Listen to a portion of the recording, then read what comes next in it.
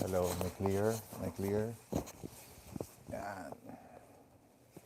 Just wait for one person to be...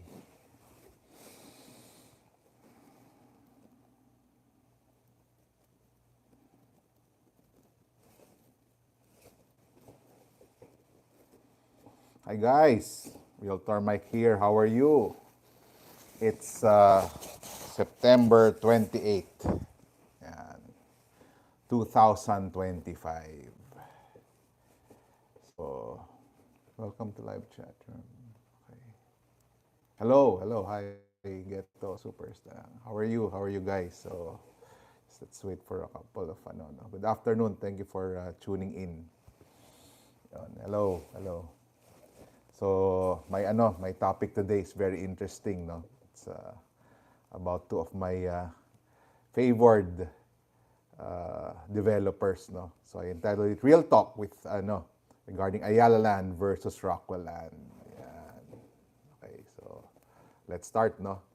So, just a brief history of Am I clear? Can you say yes kung malinaw yung microphone ko?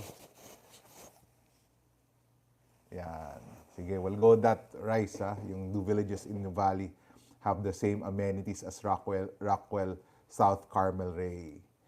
Yan. Yeah, clear. Good. Oh. Sige, sagutin ko muna yung warm up question, no? New Valley kasi is no? New Valley kasi is an estate, no?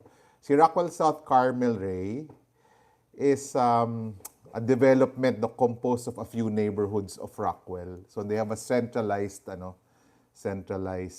amenity area or sports area, yung covered tennis, basketball court, and swimming pool. So yun yung for everybody there. No? Tapos they have a clubhouse. Right now, the clubhouse is being converted, is being used by yung cafe. I'll remember yung cafe. No? Masarap siya, no? It's open to the public, but the sports facilities, you have to be a lot owner. Yan. Tapos meron sila mga villas. The villas are for the lot owners. I think they have one free use, and then for the succeeding uses may fee na. But it's just for lot owners and house owners. Yung Rockwell South villa. So ang objective nila doon is that so that the lot owners may get a feel, no, mag-overnight sila doon. It's a hotel like, no, parang suite, tapos some of them have pools pa, no, small pools. So to have a feel of living in the South para hopefully makapag-build sila. Yan, okay. So let's go for thank you Rice for that question. Just a brief on Ayala Land and Rockwell, no, 1950s. Again, Makati swampland dati yan, no? Developed by Ayala Corp. So swampland, nobody wanted to go there. The old rich were in Manila. Okay, tapos umusog ng konti into New Manila, up to there only. Beyond that, ayaw nila yan. Malayo na yan for them. So Ayala Land had to move, had to get Manila Golf, which was from nasa Pasay yata or nasa Caloocan. Tingnan ko kung mababaliktad ko. And yung Polo Club nasa Pasay or Caloocan, invite nila or to move into Makati.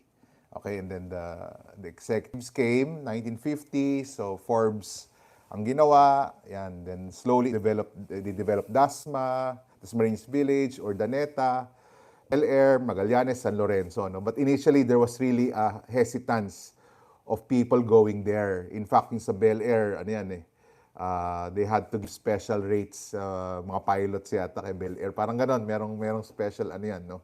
So 1950s to the 1970s yan. Okay?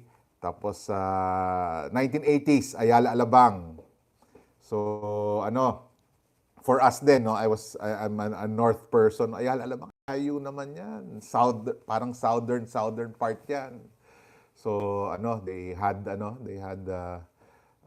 Ayala Alabang Golf Country Club, no. At that time, I remember, no, because my dad was from BPI, he was offered parang 1 year to pay 90,000 pesos yung Ayala Alabang. Ngayon 15 to 20 million yata, no.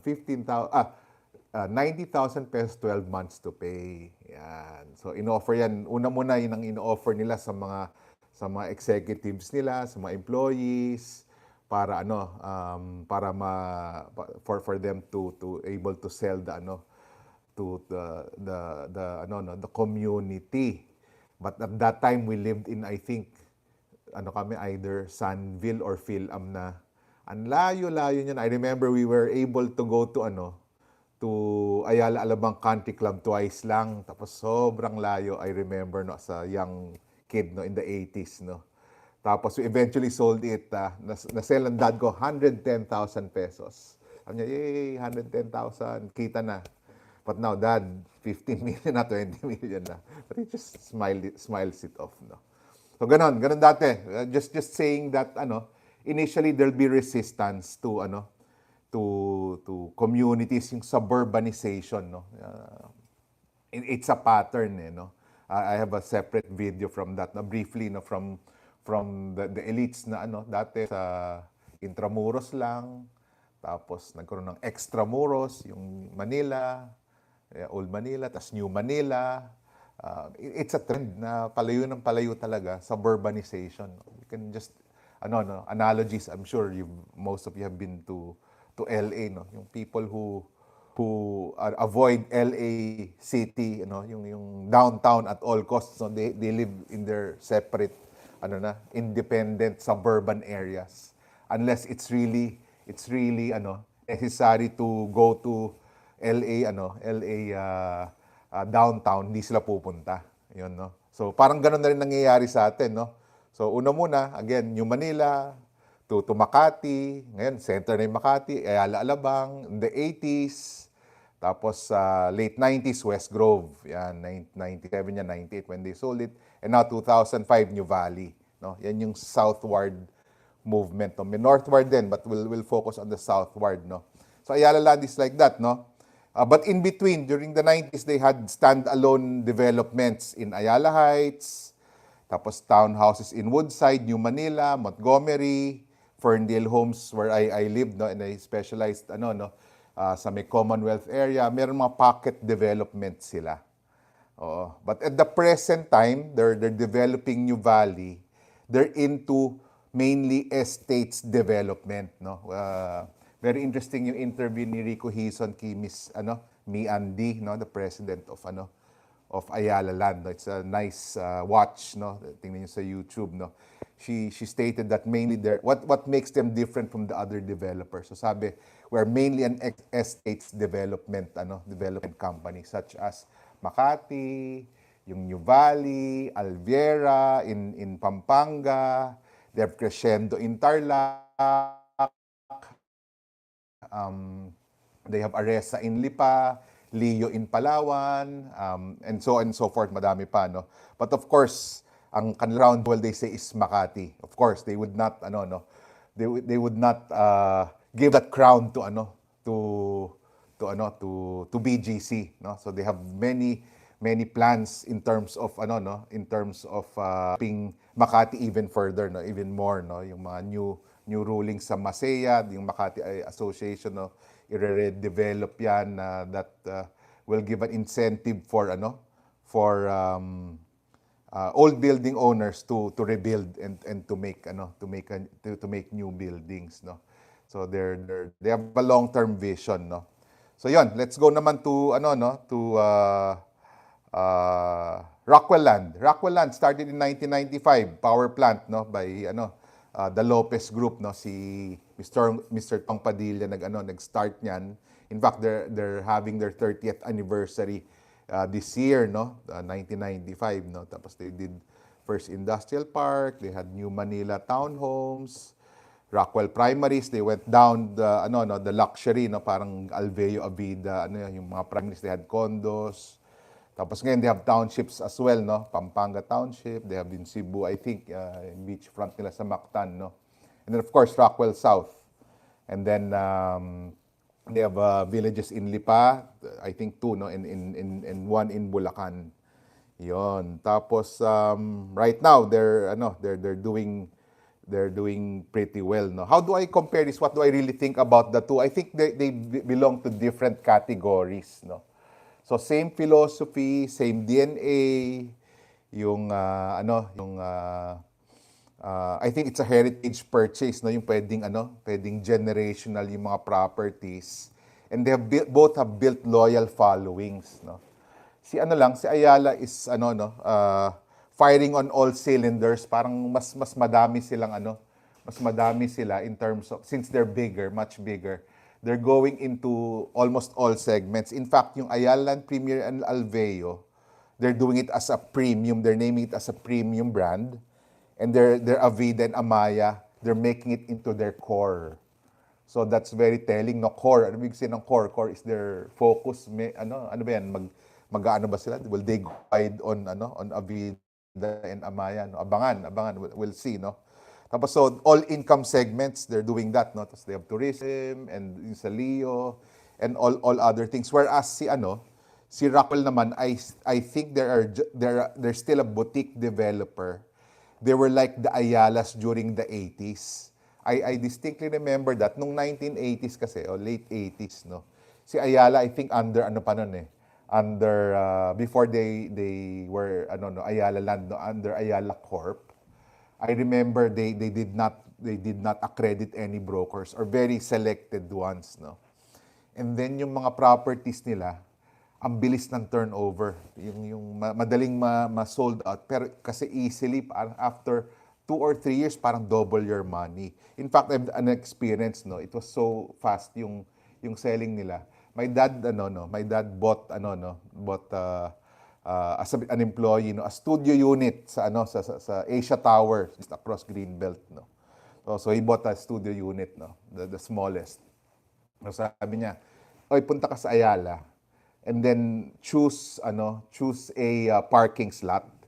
Okay? So sabi ko, "Dad, yeah, sige, I'll do it tomorrow or next week." And sabi niya, "No, go there today." So, para dahil mabilis yan, sabi ko, to my mind, it's a parking slot. How could it sell so fast? No? So, I went the next day in the afternoon. Lo and behold, almost sold out. So, ang nakuha namin parking was 4th level basement sa kasulok-sulukan. Dahil ubos na yung 1st, 2nd, 4th. So, that was how, that's my first realization. I went to broker yet na, wow, bilis mabenta nito eh.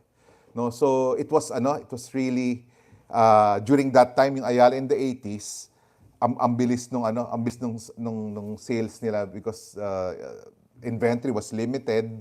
Yung townhouses noon, yung sa Woodside, I remember my aunt who bought there, no. Parang double your money after a few years lang. So it was really selling like hotcakes. But ang nakakaalam lang yung mga top people lang who it wasn't yet widely known, no. So I think Rockwell is at that stage right now. They're still a boutique developer and they're running a tight ship. In fact, 'di ba, si Tong Padilla, and then ngayon si Valerie Sullivan who's heading the relatively small organization versus Ayala. Dahil yung massive talaga si Ayala, no. But same different paths right now, but cut from the same cloth, no, sila, no. So quick conclusion, it's good for the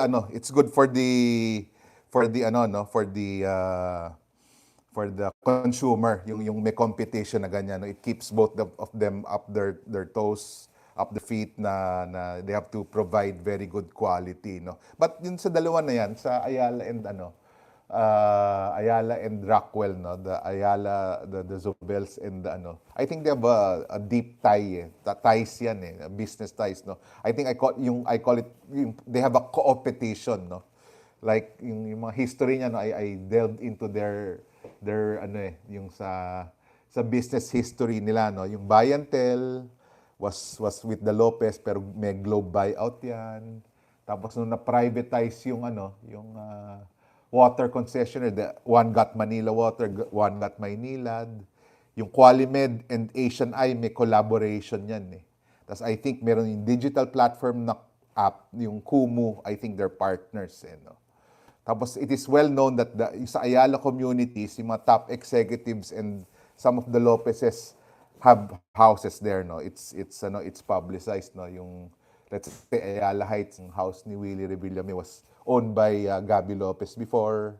No, it's out, so no confidentiality dun, ano naman yan, publicized sa Greenfield rin yata. And sa Anvaya, the many many Lopez group heads have houses there or have memberships, eh. So malalim 'yan, malalim ang ano nila. So that's why yung Rockwell South, which for me was a uh, an move of Lopez Group, no, nakakuha sila ng community doon. At the same time, they were benefiting from the estate of New Valley. Yan. So they're buyers there, can enjoy Miriam School, they can enjoy Everest Academy, Xavier School, Soledad. So nakakuha sila ng and there was no big issue with Ayala Land, no. Yon. Tapos and right now just to emphasize their big ties, 'di ba, ang ABS-CBN compound was bought by Ayala Land, no? 'Di ba? Dapat Rockwell, but we don't know. Well, I think there was a 5 billion loan. These are all disclosed, no, by the Lopez Group kay BPI. So I think their ties are deep. That's why I call it a cooperation na competition, no. They compete yet they coexist. Yan. That's generally it's good for the consumer.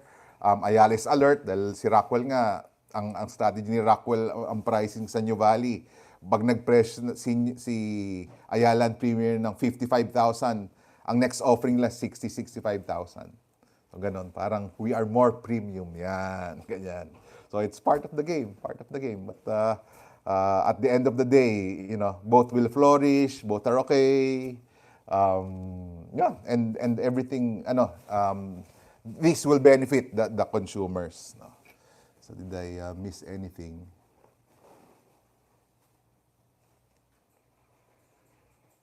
Yon. Okay, let's go to your questions. Rai says, if I'm buying a home for my small family right now, would you say Rockwell South in Carmel has the best amenities in the New Valley area at the moment? Who are the contenders in my opinion? Yan, you're putting me on the spot, Raisa. I'm accredited with both developers, ha. So equal lang ko diyan, just the truth, no. Well, they have beautiful amenities, no, si Rockwell South, no. Contenders not in New Valley in terms of amenities, West Grove. Yan, medyo madami rin may pool si West Grove, may tennis court, merong basketball court na covered, and they have mga putting green. Yan, wala pa si Rockwell South. Meron silang bunker bunker, yung sand trap, no, na you can practice, no. Meron si West Grove niyan. Ano pa ba? Sa New Valley, I think in terms of amenities, not to be biased, I live in Venare. Venare is an Alveo, no? Alveo community, no. They say it has the most amenities. The reason why is that they were the first village that was made in the they call it New Valley South. So ang ginawa ni Ayala doon, talagang binugbog nila ng amenities. Meron pang watchtower yun, which sadly ni-remove na, no. I don't know why, no. Very nice, no. But they have covered courts, basketball covered courts, a soccer field, covered badminton, tapos may swimming pool, and then the gym, all separated, no. Yun. So yun ang but the rest are okay. Most of them have the Ayala Premiers have covered basketball courts, swimming pools, except Abrio, because the mindset of Abrio is where we don't need a common pool. We'll build our own in our own homes. Yan. So yun ang yun ang positioning ni Abrio. They say raw, di ba? Yun ang marketing nila, it will be the next Forbes Park.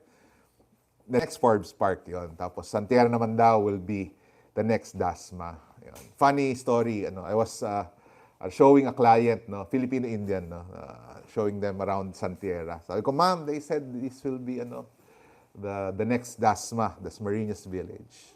Sabi niya, ganyan, Mike, this will never be a Dasmariñas Village. Kasi taga Dasma siya.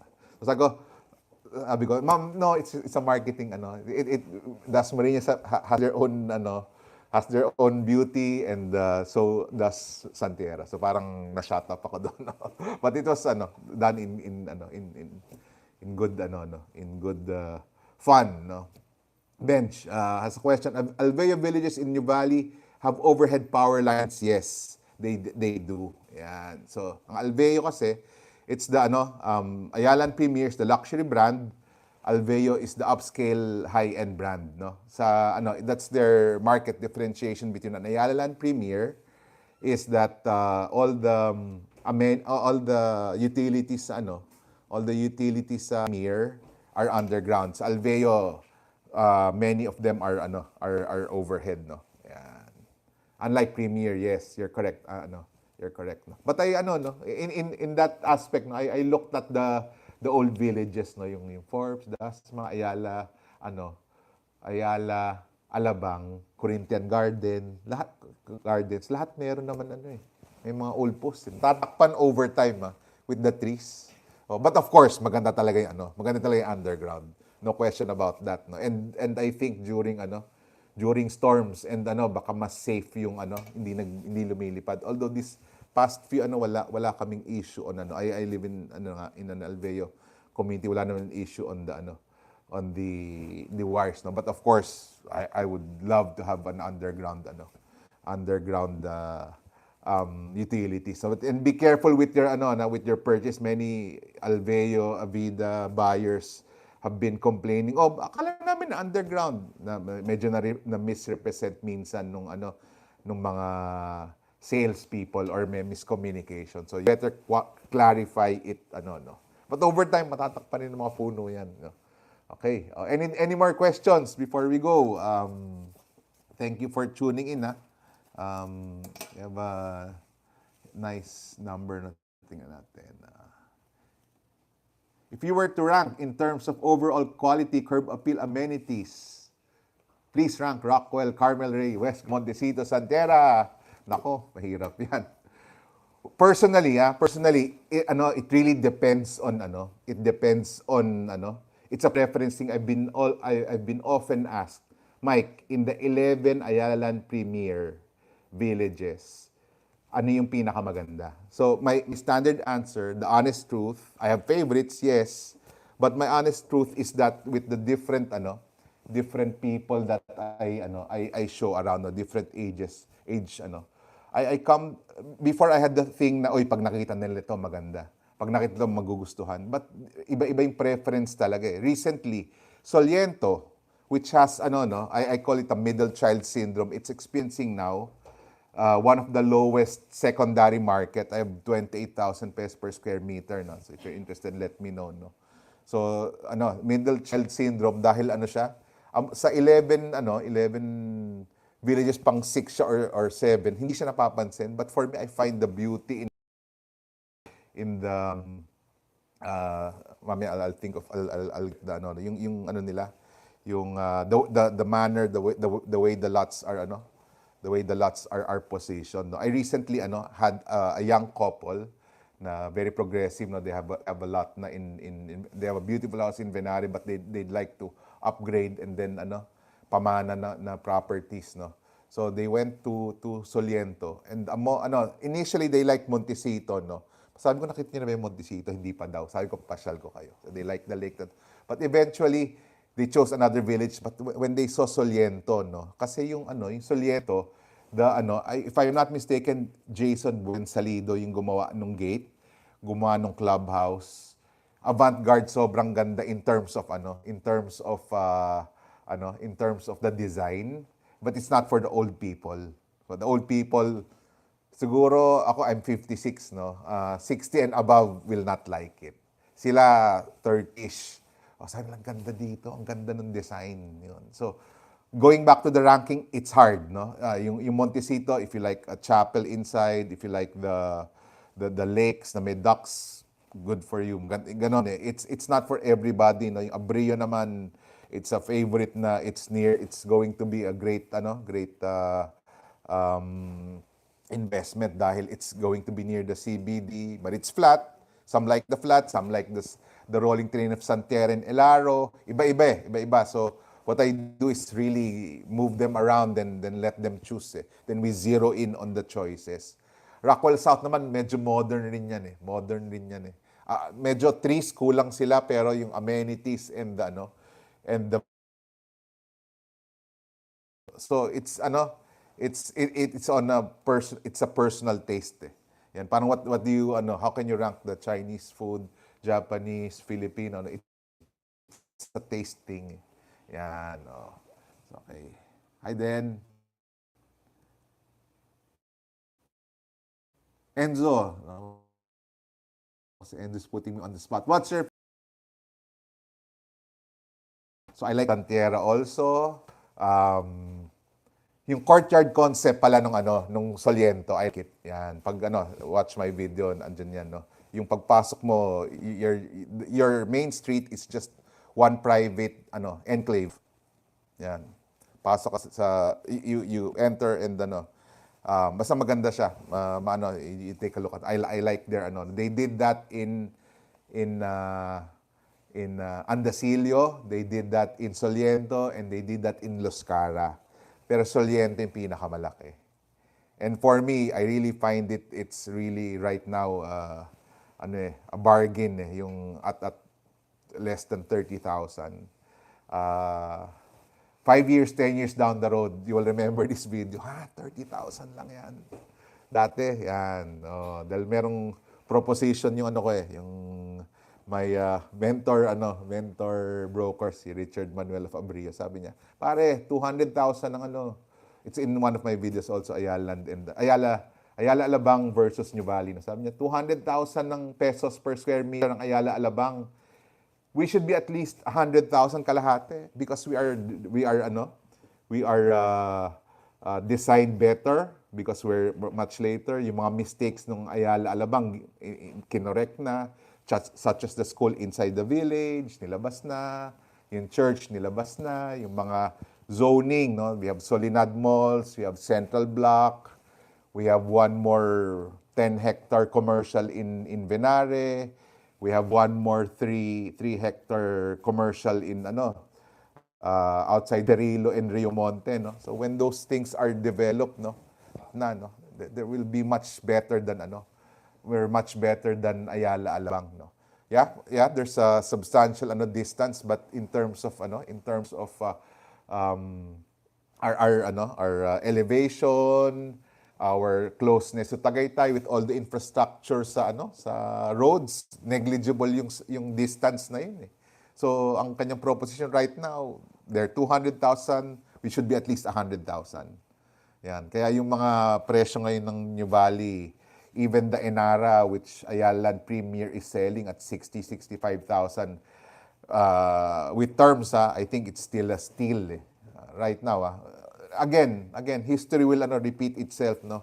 The time na Ayala Alabang was 2,500, Ayala Heights was 1,000 pesos per square meter. Ito, very accurate yung Ayala Hillside was 17,500 pesos. Okay, 17,500 pesos. Okay. At that time, the villages around it, 10,000, 11,000. Tapos yung Tandang Sora, it was very, Tandang Sora Village, Tandang Sora Avenue was very small, ang dilim. 17,500. My reaction was, sorry for sinong gago bibili nito? At 17,000, sobrang mahal. But right now, it's 300,000, 350,000, and no one is selling. I could be wrong, pwedeng mas mataas, yung Ayala Hillside. So ako pala yung gago na hindi bumili, hindi umutang, no? It's just a figure of speech, no? So that will happen. That will happen here. It's just a matter of time, no? Because of the historical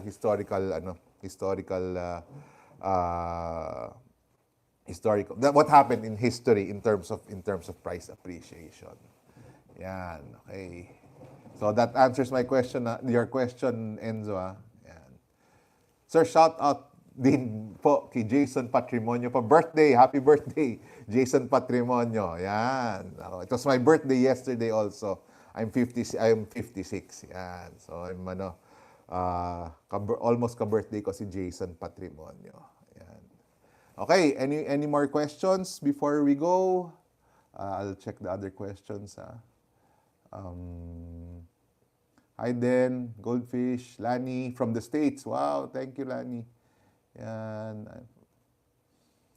Okay.